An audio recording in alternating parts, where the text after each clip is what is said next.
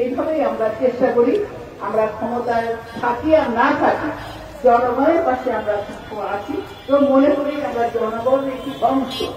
আমাদের নেতা বলেছেন আরো বেশি করে জনগণের সঙ্গে মিশে যান, এবং সেই কারণে শেখ হাসিনা তার সর্বপারিষদ সব বাজিয়ে গেল। 18 বছর আমরা এই মাটিতেই আছি, আমরা পালাইনি, আমাদের কোন নেতা করি পালাইনি। শত নির্যাতন নিষ্পেষণের মধ্যেও আমরা এখানে রয়ে গেছি। আমাদের নেত্রী খালেদা জিয়া মৃত্যুর মুখে চলেছেন, তবু তিনি পালিয়ে যান।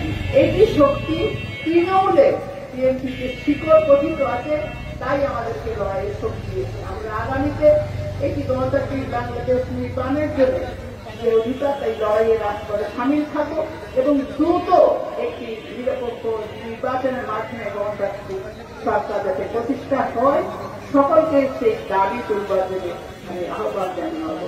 সুস্থ জীবন একই সঙ্গে আজকের এই রক্তদান কর্মসূচি শুভ উদ্বোধন।